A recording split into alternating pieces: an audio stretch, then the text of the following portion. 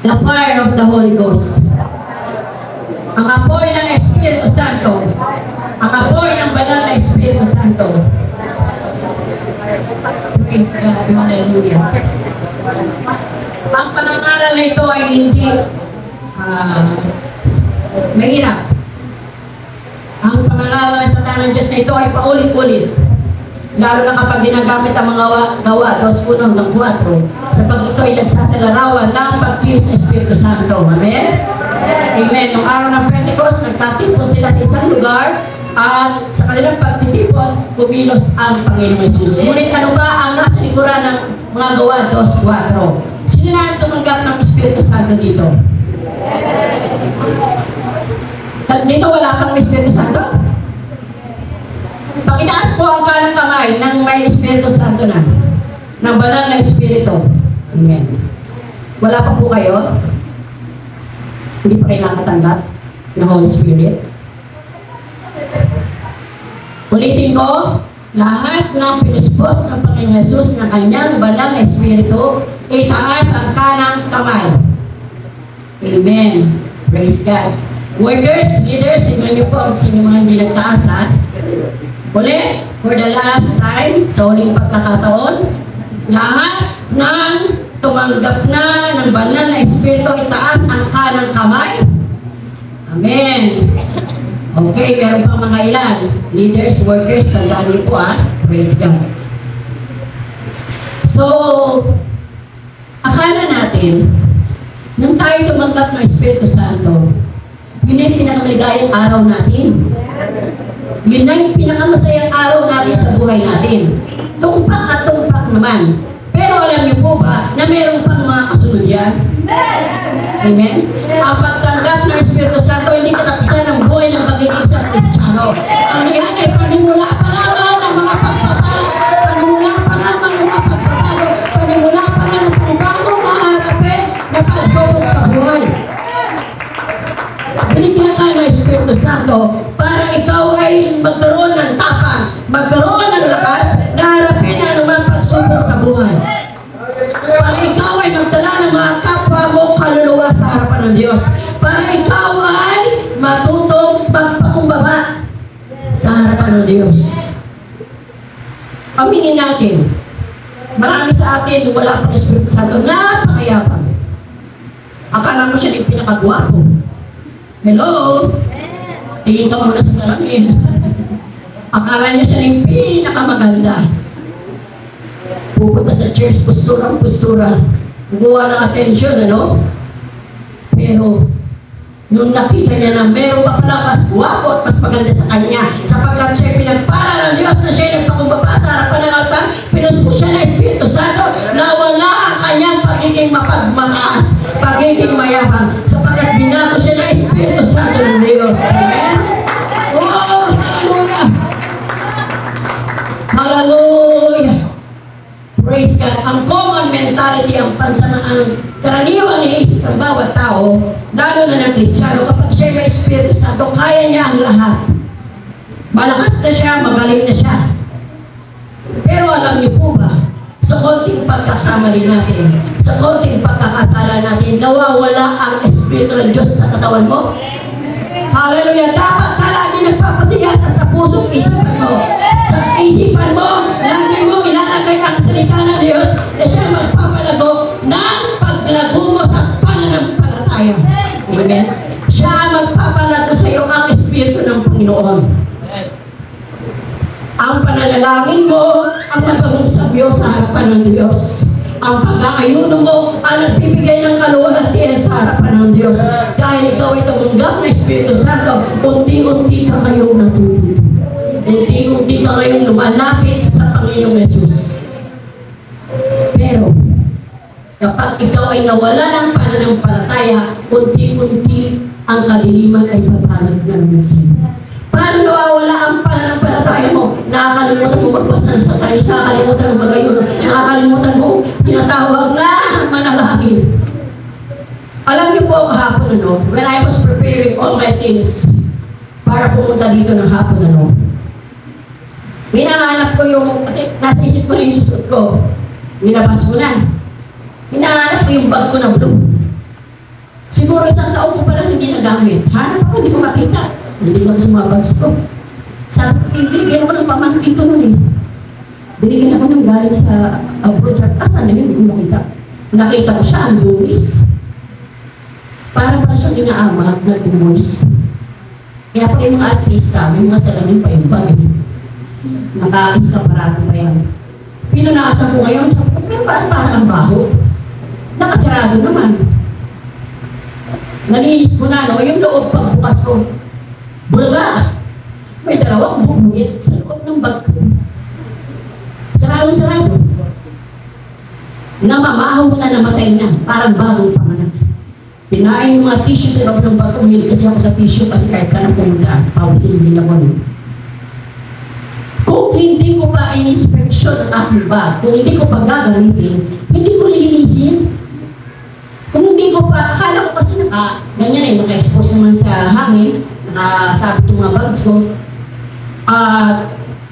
Yung parami kong ginagamit, walang problema. Pero, kaya pala minsan, pagbukas ko ng bag ko, yung nakalabas na sa labas, yung madalas ko ganyan, pagbukas ko ganyan, may bubit, kapag bato. So, nilinis ko yung mga nakita kong bag ko, no? Pero yung time na yun, yung bag na yun ang hindi ko nagagamit kasi bihira ko nakabuo, no? Noong nakita ko ang bahay niya, umaalingasaw. Saan kaya ito nagdaan? Nakasara naman, nakalaki naman yung bag, nakasara eh, sarado. Alam niyo po, pagtingin ko, yung bag ko na leather, may butas na ganun. Pumasok ang buwit at doon nanganak. Dalawa, patay na namamahaw na.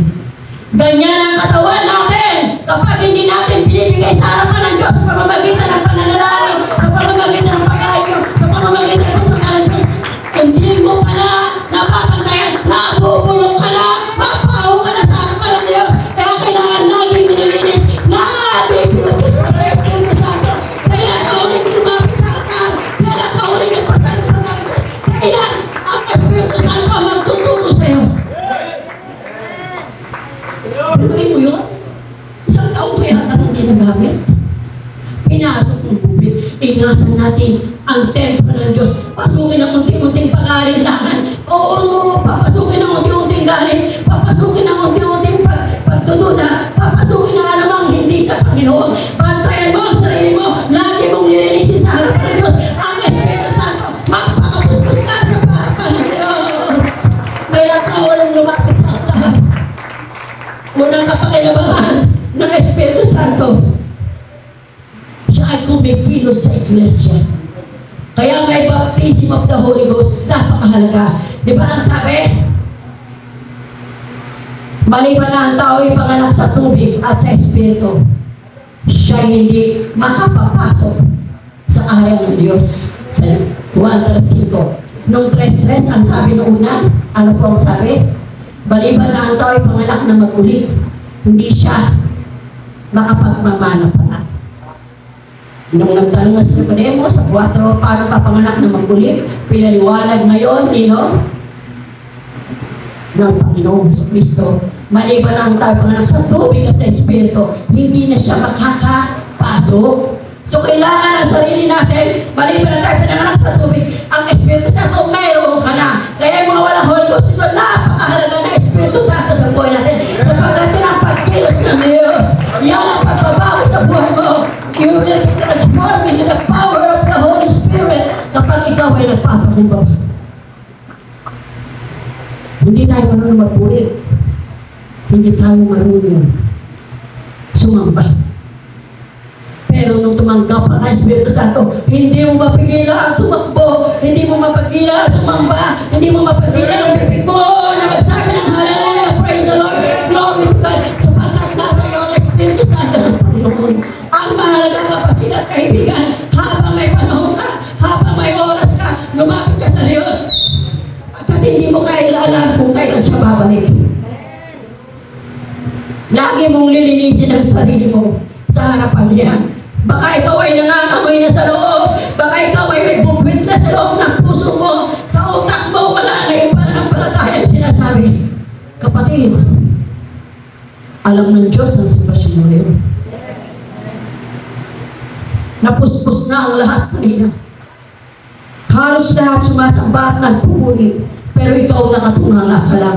There is something in you na kailangan ipapost mo na Espiritu Santo ng Diyos. There is something in you na kailangan punasan ng Espiritu ng Panginoon Jesus.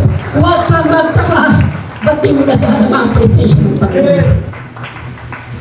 Meron kang itinatago na iahayag ng Panginoong Jesus. Hindi mo kaya ang problema. Hindi mo kaya ang tukso. Lumuhod ka sa altar. Lumuhod ka sa harapan ng Diyos. Pupuspusin ka niya. Huwag kang matakot kapatid. Hallelujah. Ang Espiritu Santo ng Diyos ang ating kapangyarihan. Laban sa lahat ng bagay. Kabataan, iba ang klase ng lakas ninyo. Huwag yung sayangin ng lakas. Huwag kayong magmatigas sa presensya ng Diyos. Habang buo pa ang iyong mata, 2020 vision pa kayo. Gawin nyo na, mag-memorize na kayo ng Word of God, magbasa na kayo, paggamit na kayo sa Panginoon. There will come a time, mabibigla ka na lang, may katarata ka pala. Gusto mo magbasa, hindi na kaya ng mata mo, sumasakit na. Samantalayin nyo kayo sa inyong edad. Hallelujah. Ang sabi ng mga ngaral, remember thy Creator in the days of thy youth. Serve God while you are still young and have all the energy. Tandaan mo kapatid, ang Diyos nalulugod sa'yo. Ang Diyos nagmamahal sa'yo. Matanda o bata, ibigay mo ang buhay mo sa Panginoon. Kabataan, kayo ang backbone of the church. Kayo ang gulugod na iglesia. Kapag sabing gulugod, katulad ko ako may scoliosis. Naka-straight ako yung mamaya, ganyan na ako. Kasi upper right of that, may thoracic spine. Scoliotic na. Tabingi na. When I was 18, na-diagnose po ako niyan na may scoliosis ako. At doon din yung myofascial syndrome ko sa likod din. So kahit ano tayo ko, ganyan, kaya di ako pwede mag-model, di ako pwede maging flight steward. Hindi pwede lahat kasi may sakit ako sa likod, di ba? Bakit? Kayong kabataan, habang kayo'y malakas. Ang lakas na magpapatibay sa iglesia, isa ang kabataan. Magpagamit na kayo habang kayo'y may hininga, habang kayo'y may lakas. Hindi ninyo alam ang araw ng bukas. Pabataan ng pabataan, nagkakaroon ng kidney stone, ng kidney problem. Lahat ay may sakit sa bato. Dahil sa noodles, dahil sa pansit canton, dahil sa soft drinks, dahil sa Gatorade, dahil sa matatamis na kung ano pinapasok sa templo ng Diyos. Mag-control ka, kabataan! Ang templo mo ay templo ng Diyos. Huwag mong pasukan na anong makakarumi. Hindi na spiritual na makakarumi. Pati kinakain natin, mag-iingat tayo. Amen? Ako'y mahilig sa maalat. Hallelujah. Pero hindi naman ako mahilig sa chichirya. Pamisa-misa may cheat day. Ingatan natin. Kung ikaw tunay na Kristiyano, alamin mo kung ano ang templo ng Diyos na binigay sa iyo. Amen? Ikalawa, kumikilos ang Panginoon. Una, sa iglesia dahil sa Espiritu ng Panginoon. Ikalawa, kumikilos ang Diyos sa iyo kapag ikaw ay may Espiritu Santo na, sapagkat ang bunga ng banal na Espiritu Santo ay love, joy, peace, patience, gentleness, goodness, long-suffering. Lahat na doon ang bunga. Magmamanifest sa iyo yan. Kapag ikaw ay nagsusungit, hello, check yourself. Do I have the Spirit of God? Meron pa ba akong Espiritu ng Diyos? Kung ikaw ay nagmamalaki, hindi naman matutuloy ang service eh. Walang tutugtog. No. Ang bunga na, wala kami mga instrumento. Pero ang pagpupuri ng Diyos ay naroon. Kung ikaw ay narito lamang dahil sa mga instrumento, nakakaya ka sa harapan ng Diyos.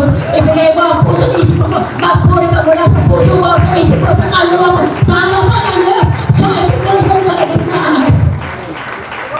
Mga instrumento, walang instrumento. Salamat sa mga nagpapagamit. Pero ang pagsamba mo hindi dapat palitan na anumang pagdududa sa presensya ng Diyos.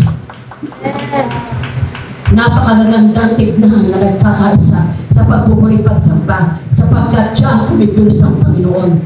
Pero una sa lahat, mula sa puso mo, sampahin mo ang Diyos. Ang pagkilos ng Espiritu ay nariyan. Hindi sa MC, hindi sa worship leader o song leader nagbumula ang revival. Mula sa inyo sa likuran, kung bukasan yung puso, kung bukasan ang isipan, kikilos at kikilos ang Panginoon, hindi matatapos ang project. Ang Espiritu Santo ng Diyos ay parang ako yan, napupuspusin ang lahat, magpakakumbabalan, magpapakapuspus ka lang ng kapatid. Praise God. Sabi ng iba, hallelujah. May Espiritu Santo na ako ng Panginoon eh. Pero magtulog, mura lang yun. May Espiritu Santo na ako ng Diyos eh.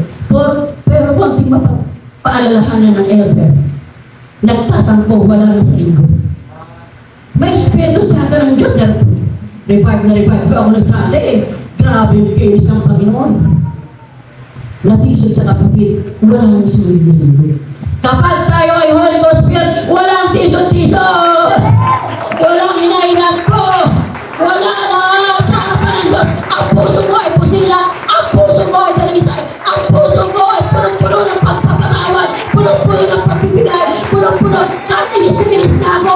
Kahit inis na ako! May boundary! Pagbibigay ako ng limit! Pero ang Espiritu Santo ng Diyos nagpapatawad! May invitation ka na. Alam mo kung saan ka dapat tumayo. Alam mo kung anong dapat mong gawin. Mag-respeto ka sa iglesia. Hindi ako nagalit. Nagalit ako sa ginawa. Pero sa tao hindi ako nagalit. Kailangan ng maraming pang training. Kailangan pa ng maraming gabay. Paano kung ayaw magpagabay? Paano kung ayaw mag-train? Amen? Ilalagay ng Diyos sa iyo makalangit at marunong nagkalaman. May limitasyon ang lahat ng bagay. Pero ang Espiritu Santo ng Diyos walang limitasyon. Kikilos at kikilos siya. Hawakan ka niya. Ipapaunawa na sa iyo ang lahat ng bagay. Pagpapalain na ang bawat isa. Pagpakumapalan. Huwag kayong titingin sa akin. Gasgas sa salita. Dahil kayo baka matisod. Pero kapag tumingin kayo kay Jesus, dahil kayo may Espiritu Santo, looking unto Jesus, the author and finisher of our faith. Siya lamang ang umpisa at ang katapusan ng ating pananampalataya. Lahat tayo nagmamarcha pa patungo sa langit. Kaya ang Espiritu Santo ng Diyos ay kailangan natin bilang gabay natin. Inilid na tayo sa buhay na walang hanggan. Inilid niya tayo para tayo ay gamitin na lubos sa kanyang gawain. Kabataan, kadalayan, katatayan, kung gusto niyo magpagamit, lahat ng uri ng pagpapagamit ay pwede. It is not your talent.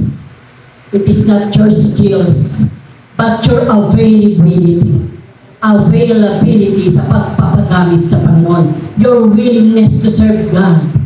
Ang ganda ng mga topic sa Sunday School, dalawang Sunday magkasunod, puro service, At sa bunganin overnight namin, ang topic na namin is about service. At nagkakaroon kami ngayon ng about the Bible. Sa service, na ako'y nagturo parehas, Kasi, nakalimutan ng dalawa. Yung tatlong assign na kapag tapos nila, ipapasa nila sa isang leader naman. Iba naman yung magtuturo. Isa lang dapat yung sa akin.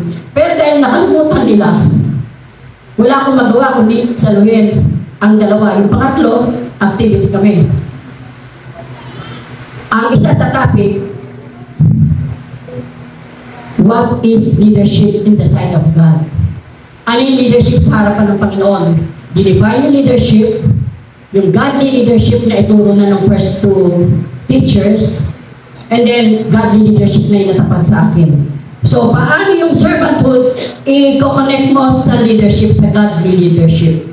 So, diniscuss ko about godly leadership. Purihin ang Diyos. Bigyan niya ako ng makalangit na karunang kaalaman kung paano gagawin ang activity. Pinakonvert ko sa kanila.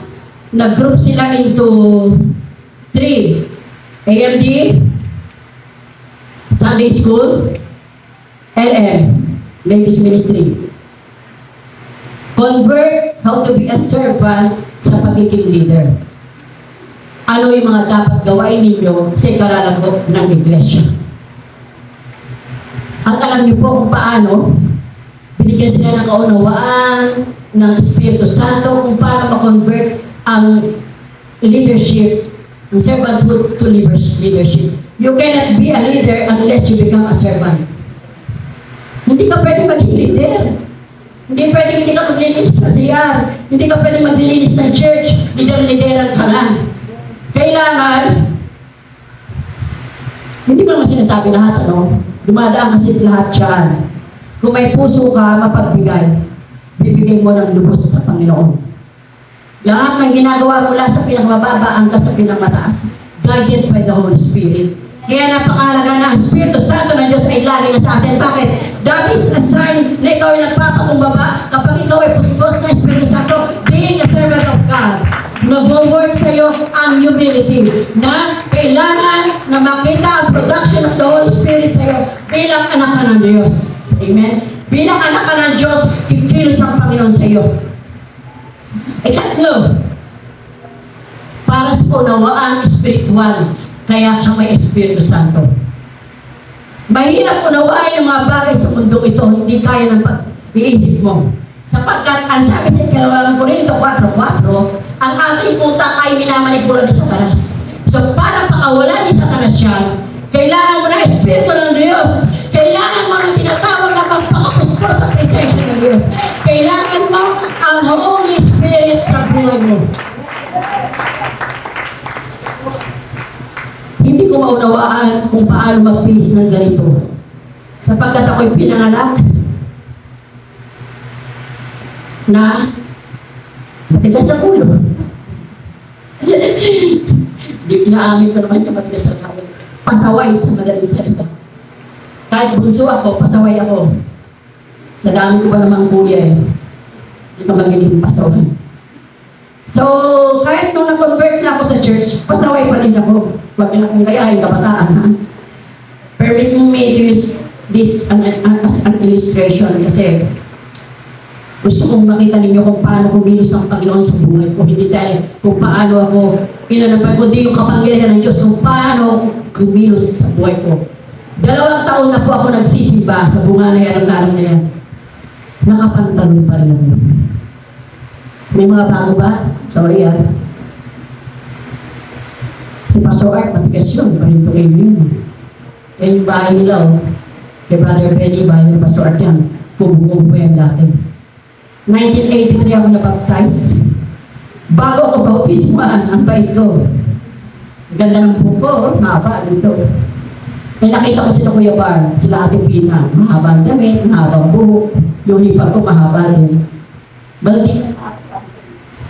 Alam niyo po ginawa ko? So Kuya Bar, ang kulit. Simba ka na, simba ka na. Sabi ko, huwag mo na akong pilitin. Hindi kailangan maligtas ka. Sumama ka nga sa akin kay Sister Celine. Dito ayaw mo sumama. Huwag mo na akong pilitin, Kuya Bar, hindi ko pa panahon. Nalilibo ko pa lang.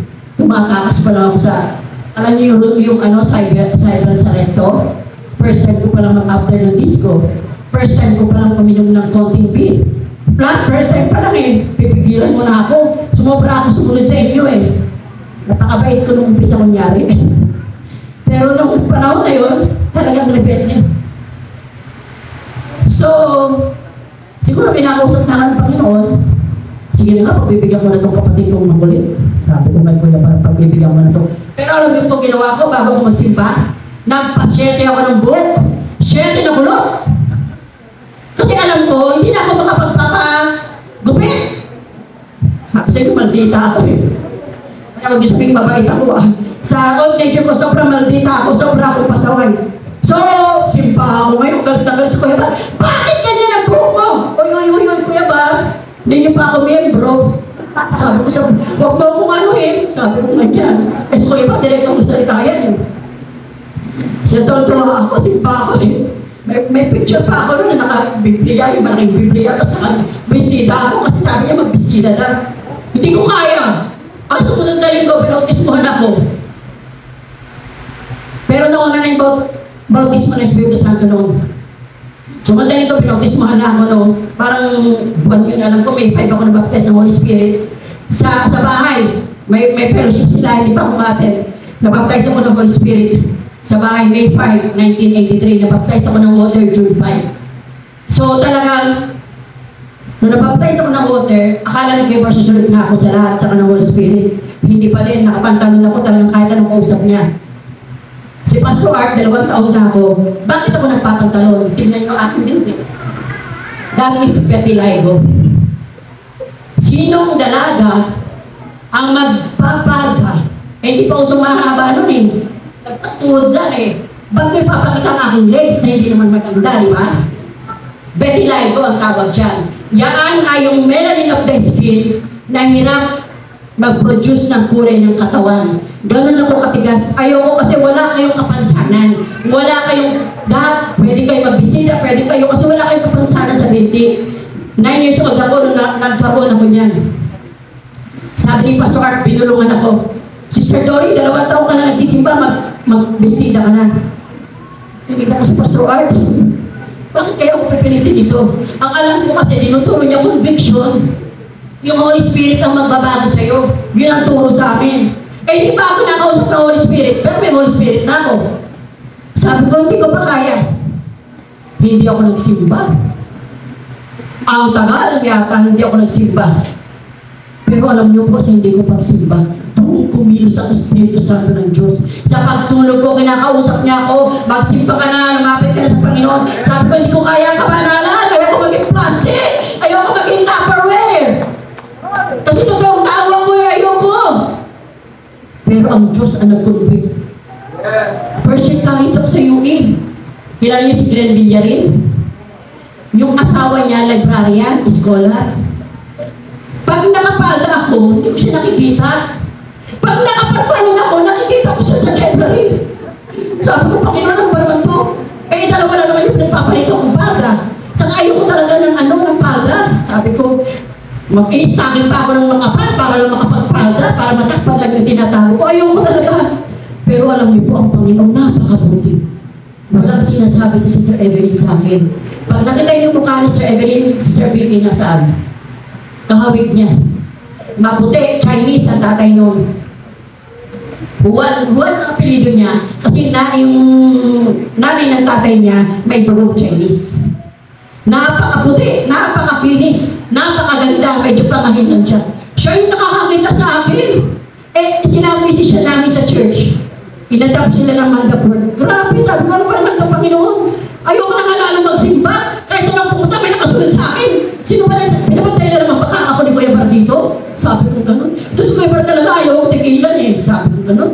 Pero alam niyo po, when the right time has come, God move in my heart, in my mind, in my soul. Bigla ang pagbabago ko. Hindi na ako nagpapantalon. Kahit ano sabihin ng pangit ang leksyon, wala akong pakialam. Ang pakialam ko, ang Espiritu Santo nagbago ng buhay ko. Ang Espiritu Santo ang tumulong sa akin. Ang Espiritu Santo nagbigay sa akin ng kalayaan para magbago. Hindi si Pastor Art, hindi si Pastor Art, hindi ang mga leaders, kundi ang conviction ng Holy Spirit.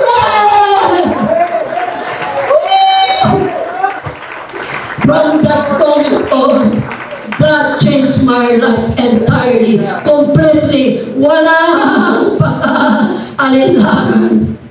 Wala nang afternoon disco sa Cyprus.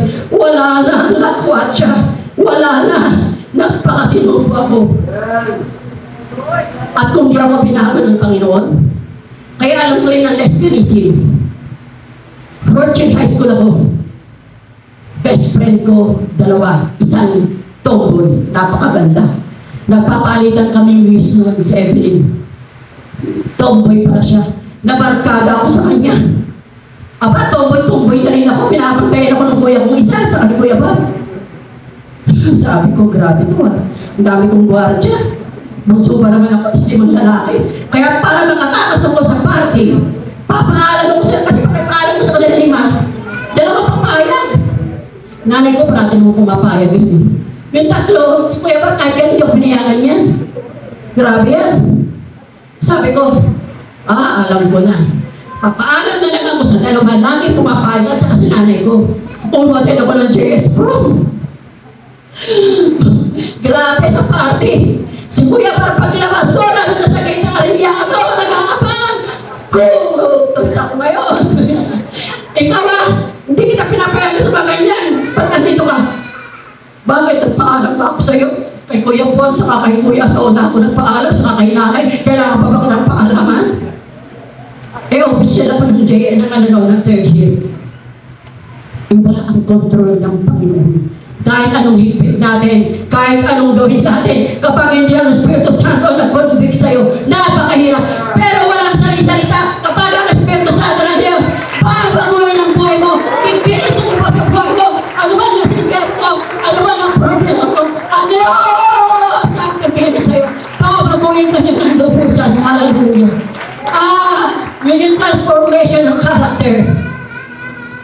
Holy Spirit, transform lives. Binabago niya ang buhay ng bawat isa. Kumikilos siya sa buhay ng bawat isa.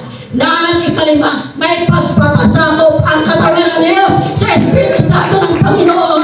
Hindi ka magpamatigas. Hindi ka mapupumilit sa sarili mong gusto kung tunay na nagpapasakop ka sa Espiritu ng Diyos. May pagpapakumbaba. May mga pagkakataon na hindi ko maunawaan. Council ako ng LM sa Mantaport. Si Ate Agnes ay aming counselor. Dahil ako ay council, may presidente. Yung president namin, si Mami Stella, napakabalik. Hindi marunong magsalita. Parang hindi napuan ng lamok. Sir Stella Fernandez, kilala niyo. Eh di siyempre, yung mga nanay, ang papa-uniform naman sa amin ay yung kulay ng mental. Ano yung kulay ng mental na uniform ng mga nagtatrabaho noon? Camouflage. O napalit, yung green na green, olive green. Yan yung dark na green, ano? Yung ba naman nasasabihin yung uniform ng LM? Eh di na, sasabihin tayo kami nagsisimba. Di ayaw ng mga LM kasi inausap kulay nun eh. Ayaw nila pakinggan. Sabi ni Mami Stella, Sister Doris, Nat, pwede ba sabihin mo kay Pastor Art na hindi nag-a-agree? Si ganyan, gusto niya ganoon. Okay na raw yun. So ako, pinarating ko kay Pastor Art. Etong sisti ka mo. Ako ang sinabog. Bakit ako nangingialam? Pastor, counsel po ako eh. Kahit counsel ka, nagkaisa na raw, nag-agree na yun. Nag-agree po, pero masasama ang loob. Sinasabi ko lamang po sa inyong katotohanan. Hindi sabi niya, hindi, okay na lang. Eh di, Pastor, magpatawag po rin tayo ng meeting. Ganun po ako lakas yun. Magkakasabi ko sa inyong ulo ko. Pero may pagkakataon sa basic naman ako. Pero kapag kailangan mag-express, express ko. So, totoo ba yan, Sister Dory? O sige po, mag-meeting po tayo. Next week, pag-meeting, lumabas ang katotoo. Hindi tayo pwede mag-agree sa bagay na hindi nagkakaisa ang lahat. Ang Espiritu Santo, bago mag-agree yan, ibibigay sa iyo ang kapayapaan. May kapayapaan palagi kapag magdidesisyon siya. Kalooban ba ito ng Diyos? Kalooban ng Diyos siya kapag panatag ang loob. Kalooban ng Diyos siya kapag ang lahat ay smooth. Kapag ang lahat ay maayos, kalooban ng Diyos yan. Pero kapag di kalooban ng Diyos yan, ang Espiritu mo ay pumapalag. Ang Espiritu mo ay hindi nagsasabi ng maayos. Pasakop mo sa harapan ng Diyos. Kaya ano ang Panginoon at ang kanyang banal na Espiritu ang magbago sa iyo. Ika-transform ng Panginoon ang pagpapasakop mo, ang katigasan ng ulo mo sa pagpapasakop. Hayaan natin na ang Panginoon ang kikilos. Bakit mahalaga ang transformation? Ang katawang lupang ito ang itaangat pagdating ng takdang oras. Sa Romans 8:11, ang sabi po dyan, lahat ng namatay ay babaguhin ng Diyos sa 1 Corinthians 15 o 55 to 58 o dead when earth where is thy sting. Kamatayan na nasa lang yung tibo. Kasi yung kamatayan ng physical, maaaring mamatay ka ngayon, matutulog ka lang. Pero pag tunog ng trumpeta, aangat ka. Kailangan mo kapag wala kang Espiritu Santo, hindi kaya aangat ng Diyos. Kailangan ng Espiritu Santo para ikaw ay angat ng Diyos sa buhay na walang hanggan. Pag angat mo, may mangyayari pa sa iyo.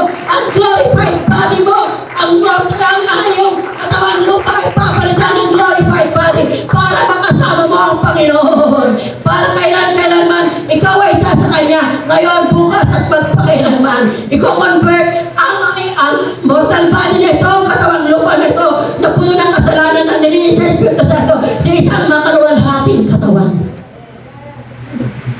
Lahat ng pag-aalinlangan mo, lahat ng problema mo, lahat ng mayroon ka, mawawala yung pagdating sa langit. Puro pagpupuri, puro pagsamba na lang ang iyong gagawin sapagkat pinalaya ka ng Diyos sa kasalanan mo. Bago ko magtatapos ako sa isang illustration mo. Pinatawa ko si Brother Cristo, si Brother Daryl. Praise God. Hallelujah. Lapit ko sa para makita ng lahat. Akit ko kayo dito sa kaliwa ko. Hallelujah. Hallelujah. Brother Cristo at Brother Darren, di ikot mo kay Brother Cristo. Si Brother Cristo ay isang unbeliever. Puno siya ng kasalanan. Kung hanggang saan aabot. Iikutan siya ng kasalanan. Gagawin siyang zombie. Gagawin siyang mami. Hallelujah. Sana ipabago pa ng konti na. Kasi iikot niya sa katawan niya. Pinupulubutan siya ng kasalanan. Ano? Pinupulubutan siya ng kasalanan. Dahan-dahan. Napuputol. Ang kasalanan ay napuputol kapag ang Holy Spirit ay pumapasok. Pero ito, hallelujah yan. Binabalutan siya ng kasalanan. Hallelujah. Sapagkat ang tao ay makasalanan na tulad ng abot sa kaluwalhatian ng Diyos. Sapagkat ang lahat ay nagkasala, nagpupumilit umabot sa kaluwalhatian ng Diyos. Pero ang Espiritu Santo, tignan natin kung anong gagawin sa isang makasalanan. Binabalutan ang kasalanan kasi talaga nasa katawan ng tao yan. Hindi nawawala yan unless na ang tao ay magpakumbaba sa harapan ng Diyos. Meron po bang bisita dito? Last week may bisita tayo eh. Pero hindi natin nabate. Nakalimutan natin. No? Hinahanap kay Brother Bernard. Ayan, ano? Hanggang dyan lang. Hanggang dyan lang. Naputol na naman. Dapat nilikot siya kung saan nilikot. Yan ang kasalanan. Tao makasalanan. Si Zacchaeus makasalanan, di ba? Pero bumaba siya para makita ang presensya ng Panginoon. Pero ngayon, ang Holy Spirit ng Panginoon, ang kasalanan ay pinalok na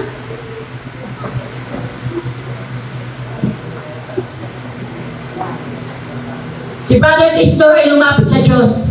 Siya ay nagsisilumod.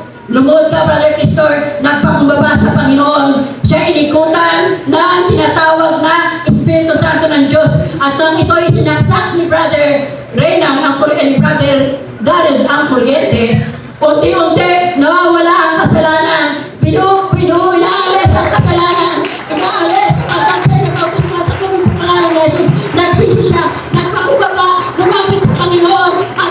Ang kuryente ng Diyos na sinaksak. Ito ay naging Espiritu Santo.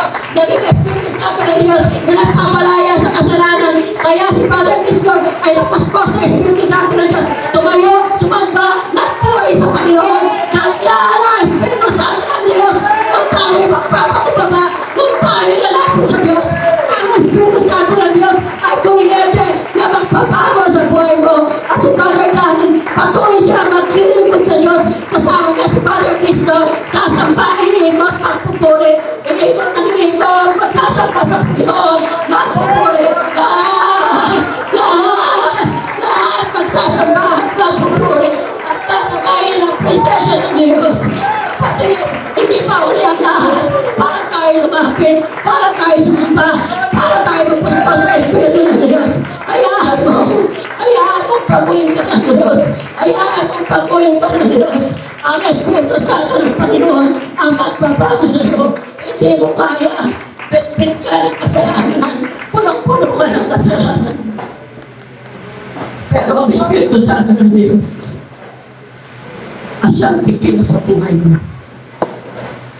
Kapatid at kaibigan, when was the last time na pinuspusga ng Panginoon ng kanyang Espiritu? When was the last time na ikaw ay lumapit sa ating Panginoon? Nagpakumbaba, namuhod, nanalangin, sumamba sa dakilang pangalan. Kailan ang huling pagkakataon na ikaw ay nagsisi sa iyong kasalanan?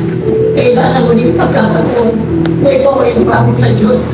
Kailan ang huling pagkakataon na ikaw ay nagpaumbaba?